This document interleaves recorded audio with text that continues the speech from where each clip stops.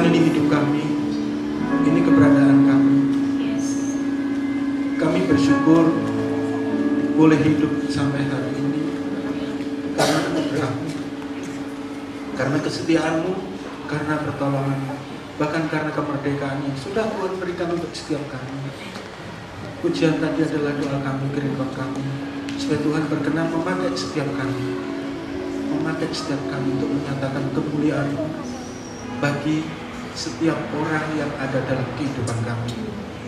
Kami akan bersama-sama menikmati kebenaran firman, urapi setiap kami yang ada di sini, Tuhan. Roh Kudus-Mu menolong dan membantu kami untuk menangkap bagian-bagian yang Tuhan rindukan untuk kami lakukan, untuk kami nyatakan dalam hidup kami. Mari kami imani setiap kami Tuhan sudah lembutkan hati kami, maka kami siap menerima firman-Mu dengan penuh ucapan syukur hanya di dalam nama Tuhan Yesus. Amin. Silakan duduk. Shalom. Ada rupanya beberapa orang yang janjian datang nggak datang, tapi ada Joy nggak di sini? Kok belum datang? Tadi katanya. Gimana kabarnya? Oh, saya harus bilang merdeka. Merdeka. Oh, yang merdeka masih satu dua yang merdeka. Merdeka. Belum sarapan ya? Belum. Jangan khawatir, tadi Kak Amir bawa sesuatu ke depan, saya bantu angkat tadi. Kita habiskan tenaga kita. Merdeka. Merdeka. Ya. Betul lapar atau makan dulu? Makan dulu atau lanjut dulu? Ya. Saya bersyukur kepada Tuhan hari ini boleh kembali bersama-sama di tempat ini untuk kali yang kedua. Yang pertama tahun lalu ya? Tahun lalu atau tahun ini? Oh, tahun lalu ya. Saya sampaikan kabar saya selalu merdeka. Bagaimana kabarnya, merdeka semua? Tapi tadi merdekanya pelan. Nah, saya ingin tanya langsung aja ya. Oh, sebelumnya setiap saya nyanyikan lagu ini lagu ini ada sejarahnya. Dan saya punya sejarah lagu ini dengan Eklesia. Kak Amir tahu. Saya panggil Kak Amir nggak apa-apa ya? Nah, karena memang dulu kakak saya sampai hari ini. Dan Kak Amos. Oh gitu. Lalu dulu ada satu lagi yang kembarannya di etimnya, ada satu lagi namanya Andre, nggak tahu sekarang di mana. Cuma ketemu di Facebook. Jadi pujian ini yang bawakan waktu itu Andre di Free Game Pasuruan tahun 98 ya, retreatnya Eklesia. Saya berubah dari pujian ini.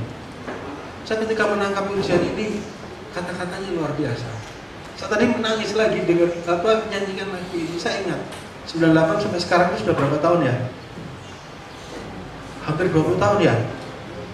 Iya toh? Berapa? Oh, hitung-hitungnya lama. 17 tahun. 17 tahun yang lalu saya dilawat Tuhan lagu ini, dan saya nangkap langsung, saya tangkap Tuhan pakai hidupku. Yang hari itu masih kayak gombal, tahu gombal? Tahu gombal nggak? Lap dapur itu loh, yang baunya busuk gitu loh, yang hitam. Nah, tapi pujian ini rema buat hidup saya. Saya terima kasih untuk Eklesia yang hari itu retreat benar-benar mengubah saya.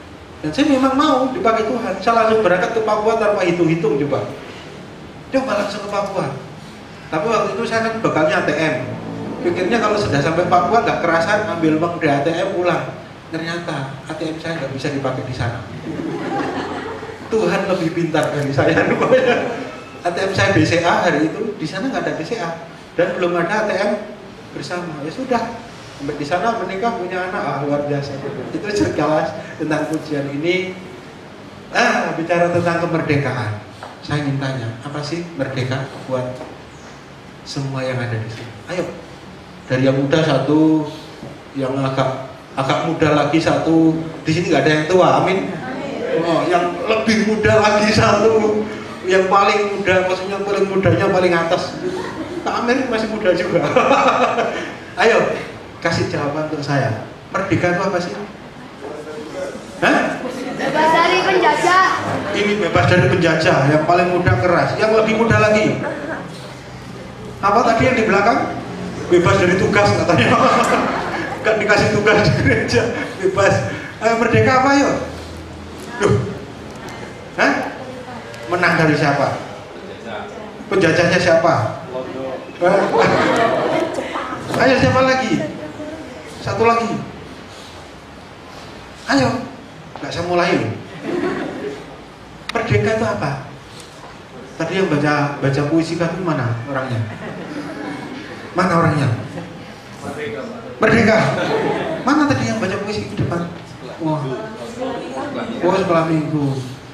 Yang luar biasa. Sambil baca puisi saya baca slide tayangan di depan, saya menangis.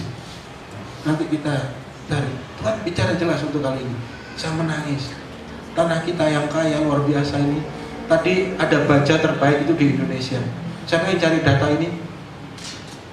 Dari slide yang ditampilkan tadi, yang cari data, siapa yang baca? Baja terbaik, emasnya banyak, minyaknya masih berapa miliar barrel gitu, ya kan? Ikannya, baca nggak tadi di sini? Nah, sekarang merdeka itu apa? Kurang satu jawaban. Oke deh, saya tanya, di mana kita bisa merasa merdeka? Wis? Hah? Kok jawab kamu terus namamu siapa? Namamu siapa? Hah? Safitri. Laki-laki itu Safitri. Namamu siapa? Marcel. Ayo, saya tanya. Grup A, grup B, grup C belakang. Grup C dulu. Di mana kita bisa merasa merdeka? Orang-orang pada umumnya merasa merdeka di mana? Gak tahu. Bahaya ini. Setiap, hatinya siapa? Kita harus tahu di mana kita merasa merdeka, di mana orang-orang itu merasa merdeka. Ini penting. Wes grup C tak lewati, grup B. Ayo, nggak tahu juga. Apa? Kamu nggak usah ikut dulu. Kamu wes dapat 1000 nilainya. Dari tadi yang jawab kamu. Kita bisa merasa merdeka. Orang-orang di sekitar kita bisa merasa merdeka untuk saat ini itu ada di mana? Jalan Tuhan. Wah, kamu jawabannya terlalu rohani. Ayo, mana ini ketua grup B? Gak ada yang tahu grup B. Grup A. Pak Amir gak boleh jawab. Di rumah. Di rumahnya siapa? Ayo. Ini penting. Kita harus tahu. Hari-hari ini saya di bawah saja ya. Nanti pakai ini enggak? Firmannya pakai ini toh? Ya saya di bawah saja. Biar asik toh, biar dekat. Masuk merdeka jauh-jauhan. Ya. Grup A. Pak Omen. Pak Omen sudah nggak usah lewatin. Yang lain dulu. Yang perempuan. Kita merasa hari-hari ini harusnya bisa merasa merdeka. Kita, orang-orang di sekitar kita merdeka ketika di mana? Gak tahu. Di jalan. Tak plester lebih. Ya wes jawab kok, gak apa-apa. Tak kasih 1000 tak jawaban. 10 kali jawaban 10.000 lumayan. Wes jawabanmu bener. Ayo, gak tahu. Kalau kita betul-betul mengikuti Alkitab, kita akan tahu. Sejak Yesus naik ke surga,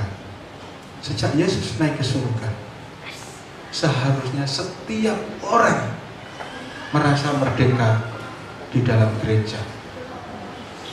Saya ulangi ya.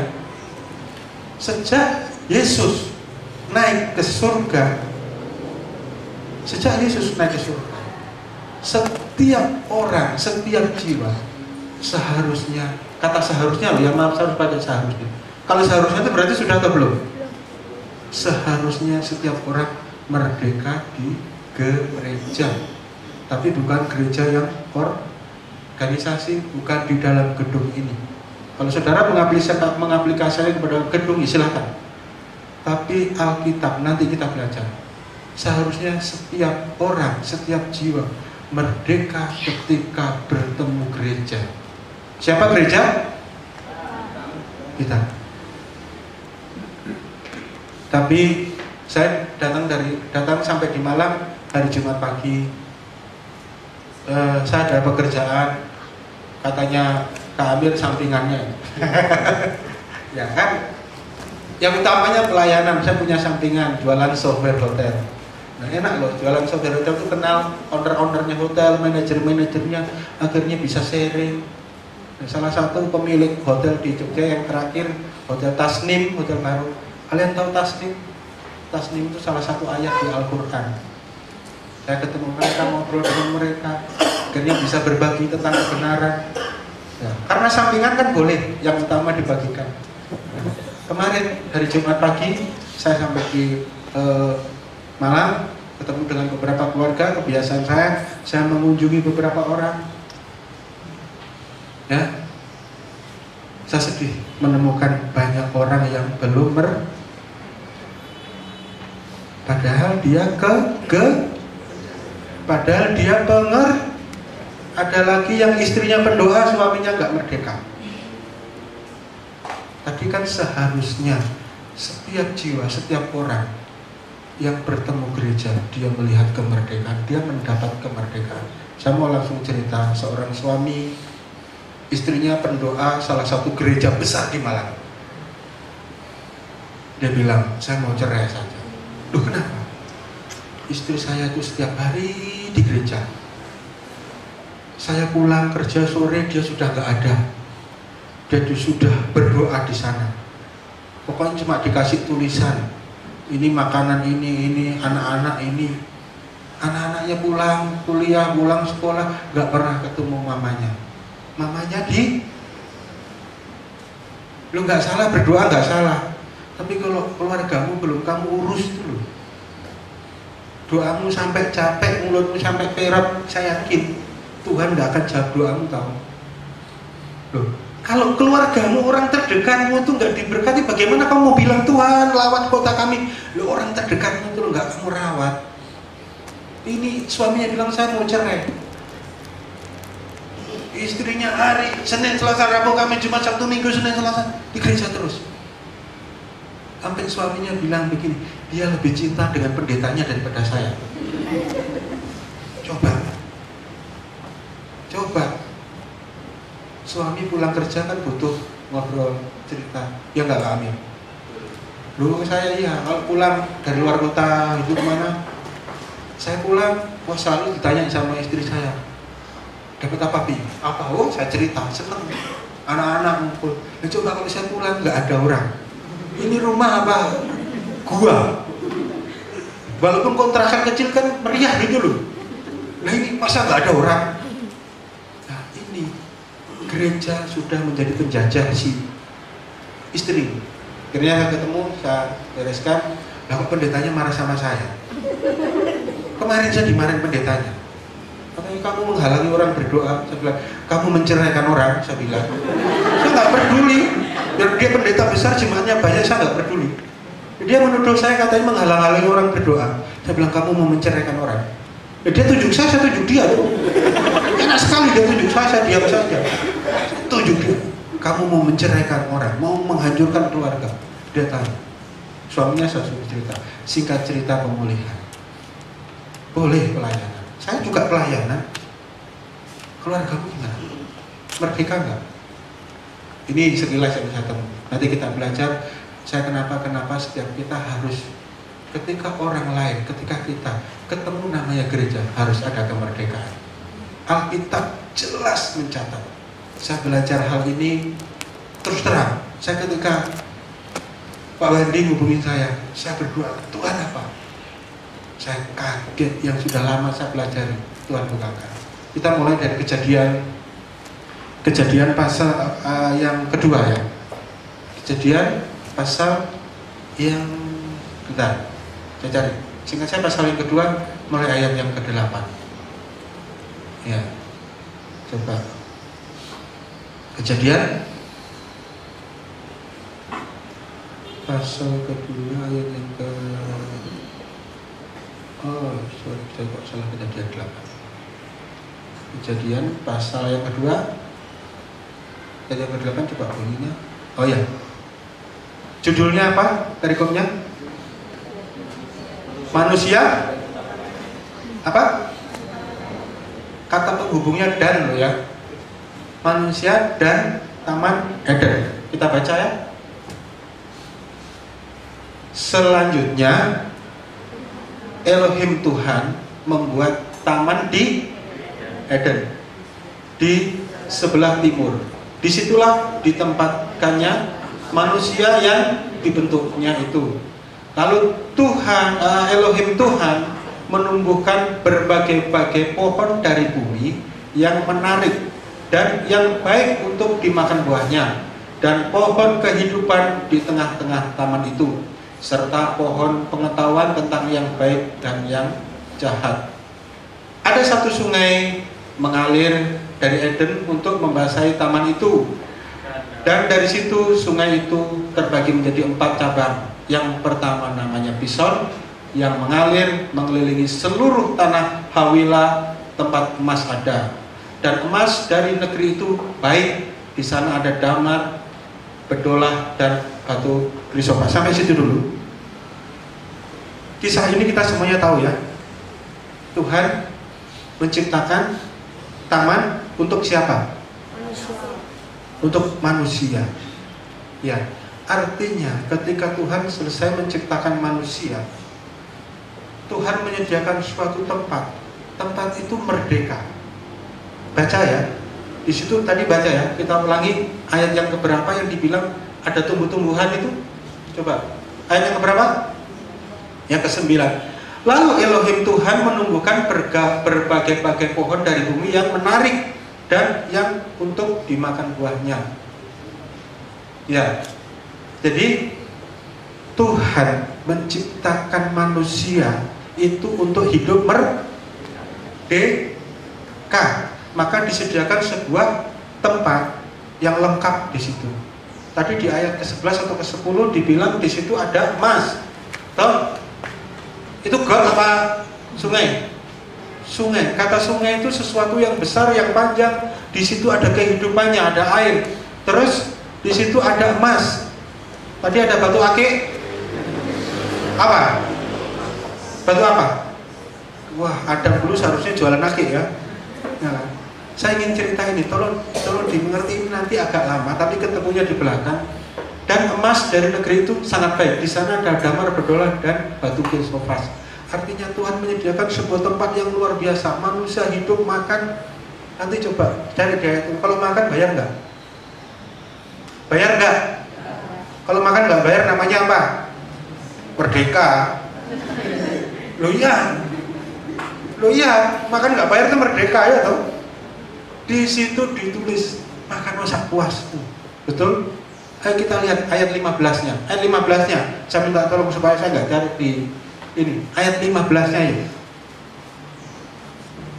Elohim Tuhan mengambil manusia itu dan menempatkannya dalam Taman Eden untuk memelihara taman. Berikutnya 16. Lalu Elohim Tuhan memberi perintah ini kepada manusia. Lihat perintahnya. Semua pohon dalam taman ini boleh kau makan. Kalimat terakhir dengan tahu kata bebas? Bayar nggak? Makan sampai muakan itu orang malah kalau bilang muakan sampai kenyang, sampai nggak bisa bangun, boleh nggak? Bebas. Ayat berikutnya 16. Tetapi pohon pengetahuan tentang yang baik dan yang jahat itu jangan memakan buahnya, sebab pada hari engkau memakannya pastilah engkau mati. Jadi sejarahnya begini.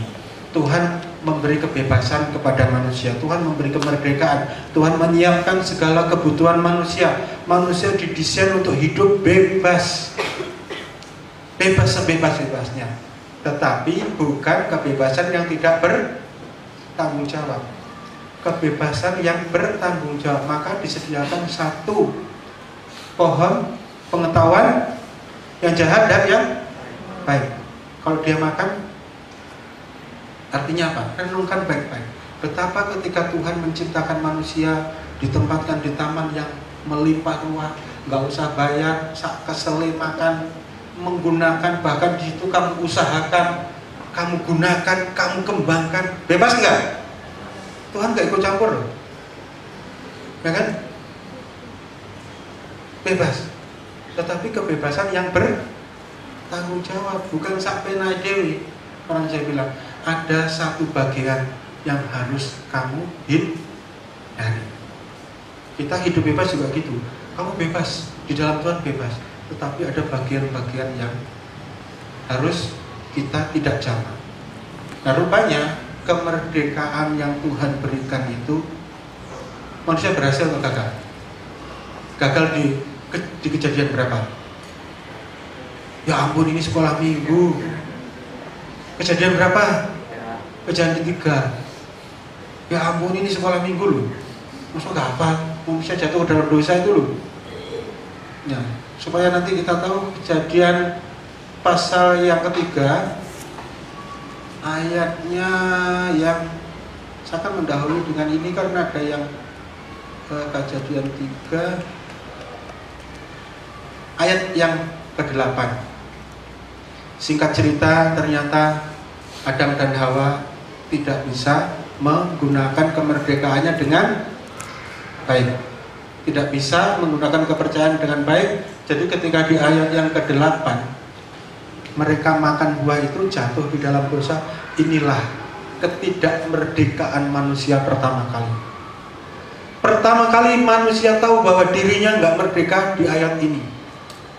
Kenapa? Ayo kita baca yang ke-8. Ketika mereka, Adam dan Hawa, mendengar bunyi apa? Langkah Tuhan yang berjalan di taman itu pada waktu hari yang sejuk.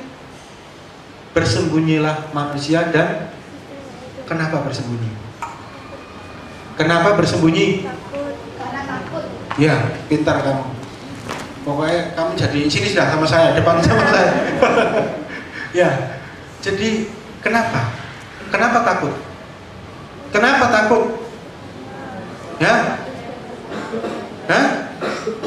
Sudah jatuh dalam melanggar apa ya Tuhan? Ini penjajahan pertama.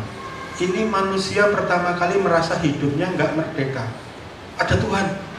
Padahal kalau dirunut sebelumnya mereka ketemu Tuhan. Kayak saya ketemu sama Pak Wandi, saya ketemu sama Kak Amir ini. Ngobrol, makan mie sama, saya pernah makan pecel sama-sama ya. Ditraktir di Langsep sana. Berteman baik. Lu tiba-tiba kok takut? Ada apa? Inilah pertama kali manusia nggak merdeka. Artinya apa? Otoritas yang Tuhan berikan. Adam Hawa tak berikan otoritas. Kelola taman ini, dunia ini dengan baik. Tapi dia serahkan ke iblis. Adam dan Hawa lebih tunduk kepada. Hari itu kemerdekaan mereka dipindahkan. Ini iblis, aku tak makan buah ini ya, aku manut kamu saja. Aku ikut kamu. Sejak hari itulah tidak ada kemerdekaan di dunia ini. Sejak hari itu penjajahan yang dilakukan iblis pertama kali terus berlangsung sampai hari, bahkan sampai gereja ikut menjajah umatnya. Ini loh bingung. Tadi loh suami yang mau pisahan itu loh, sampai gereja menjajah ke pengerjanya. Kamu lah nggak doa, nggak taat, dosa. Penjajahan seperti ini di dalam gereja terjadi. Iblis hari itu, sejak hari itu menjajah manusia. Manusia sudah nggak merdeka. Tuhan itu pribadi yang konsekuen nggak? Sangat. Tuhan berkuasa nggak ketika Adam dan Hawa jatuh dalam dosa? Tuhan itu kuasa nggak? Sangat. Sampai hari ini berkuasa loh. Tuhan tapi nggak semena-mena panggil iblis. Iblis sini. Kamu sudah mengambil otoritas yang aku berikan kepada manusia, maka kembalikan otoritas pada saya. Tuhan lakukan itu? Enggak. Tuhan konsekuen. Tuhan sudah percaya sama Adam dan Hawa. Adam dan Hawa kasih iblis. Tuhan nggak mau. Tuhan nggak mau dong mengemis sama iblis, sama setan. Tapi apakah Tuhan putus asa ketika manusia sudah ada di bawah penjajahan iblis? Tuhan putus asa nggak? Tuhan lakukan apa?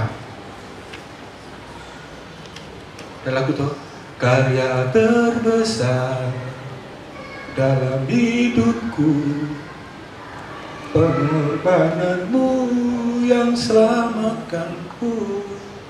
Tuhan gak putus asa. Di buku, ini buku wartanya ya, namanya apa? Buku wartanya namanya apa? Iya, Ecclesiastes. Saya baca ada renungan bagus. Baca nanti Galatia berapa. Kita sudah dimerdekakan oleh Kristus. Iya kan? Ketika manusia dipercaya sama Tuhan, kepercayaan otoritasnya dikasih ke iblis, Tuhan gak serta-merta panggil iblis ini. Mana itu? Enggak. Tuhan tahu diri. Tuhan konsekuen, perjanjian. Karena gini deh, Kak Amir kasih saya mobil. Ini sini tak kasih mobil. Dah, Pak Amir kasih ya, kesepakatan ya. Terus mobil itu saya kasih orang, Kak Amir boleh marah gak? Nggak boleh tau, itu sudah punya saya kok. Kayak marah loh, Kak Amir kan sudah kasih saya. Ya enggak? Tuhan sudah kasih otoritasnya ke manusia. Manusia serahkan ke iblis. Tuhan boleh nuntut nggak? Ya Tuhan malu dong. Tuhan sudah menyerahkan otoritasnya ke manusia. Manusia kasih iblis, Tuhan nggak mau. Tapi Tuhan nggak putus asa. Tuhan membuat jalan baru, membuat jalan penebusan. Iblis bayar mahal, iblis. Ayo, Yesus turun ke dunia, betul? Menebus siapa? Menebus gombal ini loh. Maaf, saya pakai agak kasar ya. Menebus bajingan seperti saya. Saya nggak perlu membanggakan masa lalu saya nggak perlu cerita kesaksian masalah. Intinya, bedanya saya dengan orang di Nusa Kambangan cuma satu. Mereka sudah tertangkap, saya belum. Itu saja, wis, titik. Artinya apa? Yesus menebus saya dengan darahnya yang mahal. Penebusannya total, gak main-main. Semua orang diberi kesempatan yang sama. Siapa percaya kepada Yesus, maka dia akan mendapat kemerdekaan itu lagi. Kan iblis sudah dibayar. Nah, saya pakai ilustrasi tadi. Pak Amir kasih saya mobil. Mobil itu saya kasih orang itu. Kalau mobil itu sudah diberi lagi sama Kak Amir, berarti itu haknya siapa? Haknya Kak Amir lagi dong. Iya enggak? Sudah dibayar lunas. Pak Amir nggak nyicil. Berapa Pak mobilnya? Karena orangnya sombong, 10 miliar. Oh ya wis tak bayar, tanda tangan. Punya 10 miliar. Amin gitu loh. Jadi Kak Amir kasih saya mobil. Mobilnya saya kasih orang. Kak Amir bisa nuntut orang itu enggak? Satu-satunya cara harus ditebus, dibeli lagi. Tuhan lakukan itu. Mobil ini merdeka lagi. Kita, Tuhan menyediakan diri. Kayu salib. 3 hari, alam maut dia kalahkan. Amin. Jadi kita ini merdeka enggak? Betul? Serius? Nanti kita akan lihat orang merdeka itu ciri-cirinya seperti apa. Jangan ngomong saya merdeka, tapi ciri-cirinya orang merdeka nggak tahu. Ayo. Yang ini tadi urutan ini tahu ya. Saya mungkin tadi mengawali dengan agak yang membingungkan, tapi yang saya maksudkan tahu ya. Kenapa harusnya hari-hari ini orang yang dekat dengan gereja itu menerima kemerdekaan? Itu tadi, gereja sudah ditebus. Orang dekat ya, merasakan kemerdekaannya. Jangan dekat dengan kita. Aduh, malas aku ketemu orang Kristen. Aduh, malas aku dia rajin ke gereja, malas.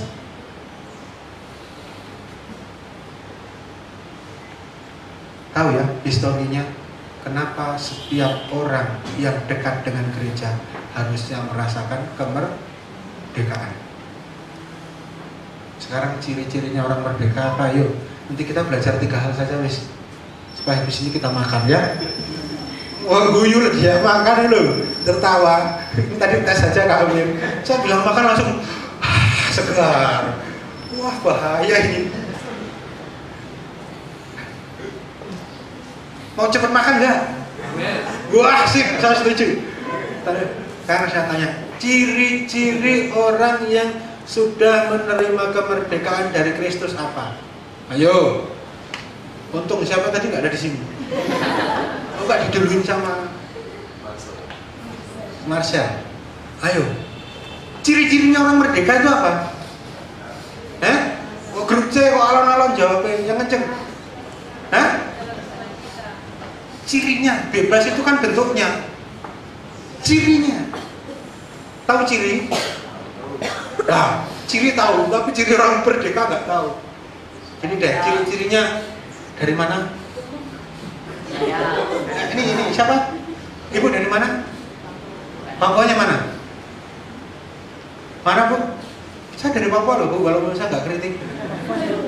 Baru apa ya? Biak. Oh Biak, oh hebat orang Biak. Saya Nabire Bu. Kira-kira. Ibu namanya siapa? Agustina. Ibu Agustina. Bu ini jangan berkecil hati, saya cerita ya. Kalau seandainya Ibu Agustina dengan Susi mana? Enggak Susi deh, yang lain. Dengan yang pegang Grace. Kira-kira Ibu dan Grace ini jalan-jalan di alun-alun sana. Kira-kira orang tahu nggak mana yang orang Papua, mana yang bukan? Masih jauh nih, masih jauh, kira-kira masih 100 meter. Kira-kira tahu nggak orang? Tahu nggak mana yang orang Papua, mana yang bukan? Dari apanya? Ciri-cirinya. Oh, itu orang Papua, ya kan? Oh, ini orang Jawa. Loh, seharusnya orang merdeka ada ciri-cirinya nggak? Ada. Ini orang merdeka ini. Karena uangnya banyak. Nggak. Banyak orang yang uangnya banyak nggak bisa tidur, saya kasih tahu. Loh iya, tertawa. Iya, saya punya orang di Semarang minta didoakan. Bayarin saya travel dari Jogja ke sana. Saya kira doa apa? Pak, doain saya nggak bisa tidur. Saya heran, kamu nggak bisa tidur, rumahmu kayak begini bagusnya. Saya itu cuma kontrakan 2 kamar kalau tidur. Loh dia kok nggak bisa tidur? Mobilnya Alphard. Mahal nggak berapa Alphard? Saya nggak tahu harganya berapa. Saya naik itu, ceklik itu cerut nutup sendiri, ceklik buka sendiri. Kok enaman ya? Duduk itu enak gitu loh. Wah, jadi kalau mobil Alphard itu nutupnya nggak ditarik gini, nggak disentuh tik gitu, tuh merdeka ya. Saya mau turun, tuh merdeka. Coba kalau mobil yang lama, ogleng, buka, nggak merdeka. Tapi kok dia nggak bisa tidur? Ciri orang merdeka itu apa sih? Uangnya banyak, handphonenya bagus. Loh, saya tanya kok. Iya apa tidak? Jawab yang keras. Betul? Tapi kenapa sih Bu kalau ada handphone baru? Rasanya kalau nggak punya handphone baru itu nggak pede. Handphone mau apa? SMS ini. Karena handphonenya jadul, nggak merdeka. Betul?